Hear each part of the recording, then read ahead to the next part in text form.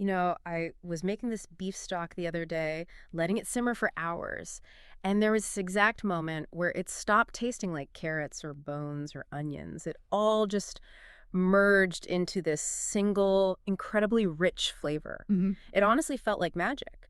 But what if that depth, that richness, what if it's not magic at all? What if it's actually governed by a set of rules, almost like the ones that build a Romanesco cauliflower? That's a perfect analogy. That repeating structure is exactly what we're diving into today. This idea of fractal flavor. Fractal flavor. Okay. What the research suggests is that true culinary complexity is, it's an emergent property. It comes from these recursive, multi-scale interactions.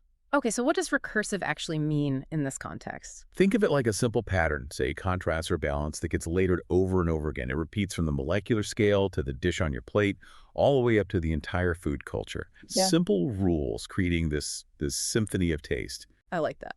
Symphony of taste. So let's start at the smallest scale then. Molecules. We've got aroma, and then we have taste, and what the source is called trigeminal sensations. Yeah. What exactly is that? That's the feeling of flavor. So pungency from a chili, the coolness of mint, that's what we're talking about. It's the tactile part. Got it. But the real engine for creating complex aroma is the Maillard reaction. It takes these incredibly simple inputs, amino acids, sugars, and heat, and it generates this vast, intricate network of new compounds.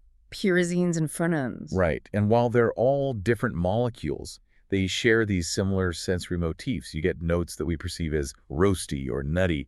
That's molecular recursion right there. And this is where it gets really interesting, because when industrial food companies like Givaudan tried to recreate that home-cooked richness, they couldn't just add those top notes and some salt or umami. Okay. It just fell flat. It failed spectacularly, and it's because they were missing the middle ground. The middle ground. Yeah, the research shows there's this crucial layer.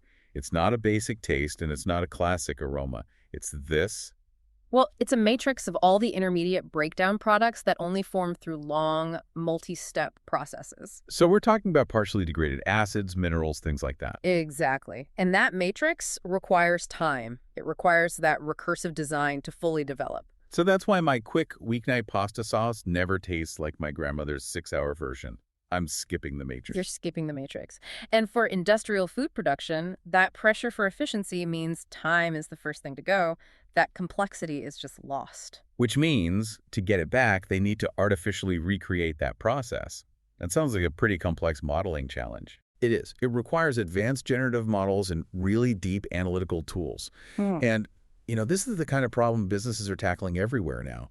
If you're facing challenges like developing generative models or need help figuring out where intelligent agents could make the most impact for your business, check out Embersilk for AI needs, automation, integration, or software development at embersilk.com. So if we scale this idea up beyond the plate, where does it go? Well, it extends to the entire ecosystem. The concept of terroir, the unique taste of a place, that's the ultimate macro-scale flavor fractal. Wow. It's this dynamic spiral. It connects everything from the health of the soil, which is nourished by microorganisms and human care, directly to the complexity of the food we eat. So a complex wine isn't just grapes and yeast. It's a direct readout of the health of its entire ecosystem. Precisely. The taste of our food is actually an indicator function for the health of the system it came from. So what does this all mean for us then? It means that by supporting biodiversity, regenerative farming, by choosing foods that are made with these layered intentional processes, we're actually participating in a recursive act ourselves. We're deepening the future flavor fractal. Yes, we're choosing the good taste of life.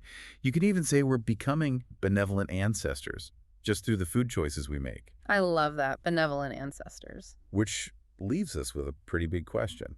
When you savor a truly complex dish, are you only tasting chemistry?